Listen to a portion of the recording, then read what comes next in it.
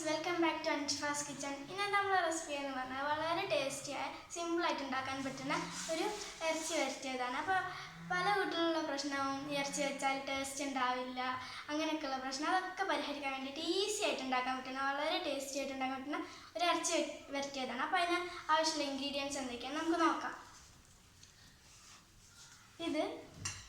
അതിനാവശ്യമുള്ള ingredients അതിനാവശ്യമുള്ളത് 2 വലിയ തക്കാളിയാണ്, പിന്നെ സവാള 3 മീഡിയം സൈസിലുള്ള സവാള ക്രോസ് ചെയ്ത് കട്ട് ചെയ്തതാണ്, പിന്നെ ആവശ്യത്തിന് ഉപ്പ്, 1/4 ടീസ്പൂൺ മഞ്ഞൾപ്പൊടി, 4 മുളക് നീളത്തിൽ അരിഞ്ഞ് വെച്ചതാണ്, പിന്നെ ഒരു പിടി മല്ലിച്ചപ്പ്, ജിഞ്ചർ ഗാർലിക് പേസ്റ്റ് 2 ടീസ്പൂണ്, പിന്നെ ചെറിയ ഉള്ളി,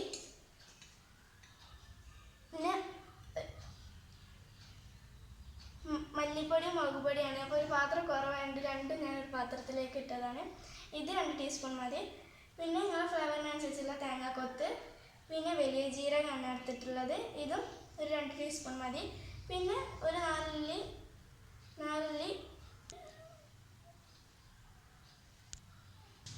പിന്നെ നമ്മുടെ ബീഫ്. ഇനി നമുക്ക് എല്ലാം കൂടി നമ്മുടെ കുക്കറിലേക്ക് ഇതൊന്ന് മിക്സ് ചെയ്ത് കൊടുക്കാം. അപ്പം ആദ്യം നമുക്ക് ഈ ബീഫ് മുഴുവനായിട്ടും ഇതിലേക്ക് ഇട്ട് കൊടുക്കാം.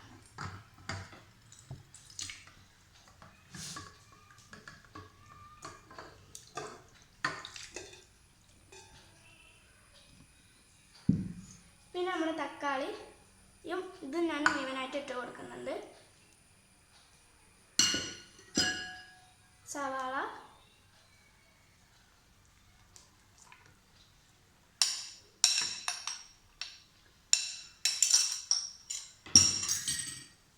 പിന്നെ മുളക്,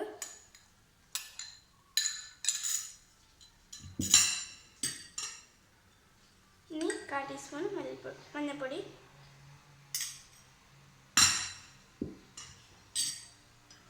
പിന്നെ ആവശ്യത്തിനുള്ള ഉപ്പ്. ഇത് നന്നായിട്ടൊന്ന് മിക്സ് ചെയ്തിട്ട് വരാം. ഇനി ഇത് ചെറിയ തീയിൽ 6 വിസിൽ കുക്കറിൽ നമുക്ക് വേവിച്ചെടുത്തിട്ട് വരാം. ഫ്രണ്ട്സ്, നമ്മളിത് വേവിച്ചെടുത്തിട്ടുണ്ട്. 6 വിസിൽ കുക്കറിൽ ചെറിയ തീയിൽ വേവിച്ചെടുത്ത ബീഫാണ്, നന്നായിട്ട് വന്ന് തിന്നിട്ടുണ്ട്. അപ്പോൾ നമുക്ക് ചട്ടി എടുത്ത് വെച്ച് തീ കത്തിക്കാം. തീ കത്തിച്ചിട്ട് നമ്മൾ ചട്ടി ഒന്ന് ചൂടാക്കാം. നമ്മൾ ചട്ടി ചൂടായിട്ടുണ്ട്. ഇനി നമുക്കിതിലേക്ക് കുറച്ച് ഓയിൽ ഒഴിക്കാം. ഇനി നമുക്കിതിലേക്ക് ഉലുവ ഇടാം. ഇതിന് ഇൻഗ്രീഡിയൻസിൽ പറയാൻ മറന്നുപോയി, നിങ്ങളുടെ ഇഷ്ടത്തിലുള്ള ഫ്ലേവറിന് നിങ്ങൾക്ക് ആഡ് ചെയ്യാം. അപ്പം നമ്മൾ ഓയിൽ ചൂടായിട്ട് നമുക്കിതിലേക്ക് നമ്മൾ ഉലുവ ഇടാം.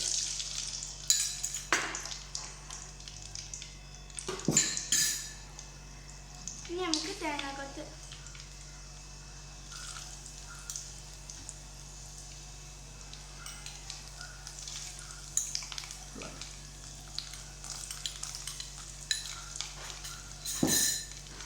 ഇനി നമുക്ക് നന്നായിട്ട് മിക്സ് ചെയ്ത് കൊടുക്കാം. ഇനി നമുക്കിതൊരു ബ്രൗൺ കളർ ആവുന്നത് വരെ വെയിറ്റ് ചെയ്യാം.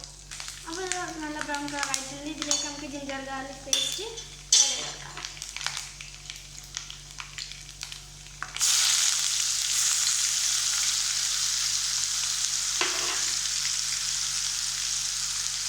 ഇനി നമ്മൾ ചെറിയ ഉള്ളി ആഡ് ചെയ്ത് കൊടുക്കാം.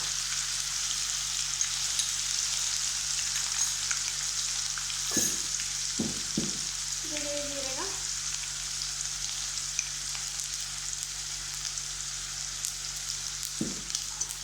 നന്നായിട്ട് മിക്സ് ചെയ്ത്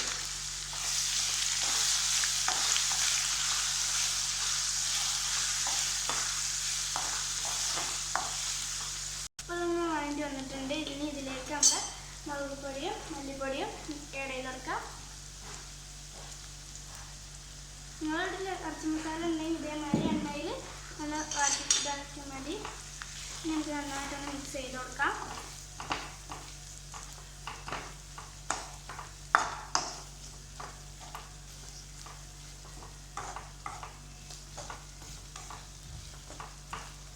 നമ്മളുടെ എണ്ണയും നന്നായിട്ട് ഇതായിട്ടുണ്ട്. ഇനി നമുക്ക് അതിലേക്ക് നമ്മുടെ ബീഫ് ആഡ് ചെയ്ത് കൊടുക്കാം. ഇനി നന്നായിട്ട് നമുക്ക് മിക്സ് ചെയ്യാം.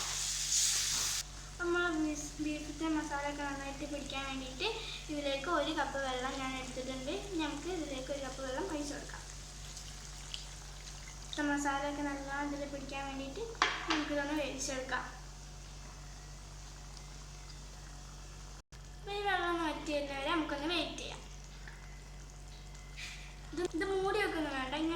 വെച്ചിട്ട് ഇതിൻ്റെ വെള്ളം ഒന്ന് വറ്റിച്ചെടുത്താൽ മതി. അപ്പോൾ നമ്മൾ വെള്ളമൊക്കെ നന്നായിട്ട് വറ്റി വന്നിട്ടുണ്ട്. ഇനി ഇതിലേക്ക് നമ്മുടെ മല്ലിച്ചപ്പ് ആഡ് ചെയ്യും.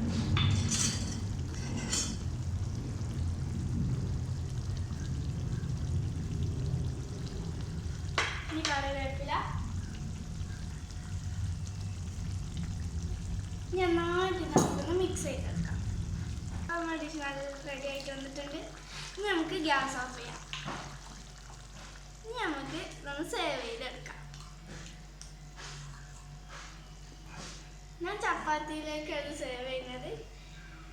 ഇനി നമുക്ക് ഈ ചപ്പാത്തി കൂട്ടിയിട്ട് പിടുത്തം പിടിച്ചാലോ.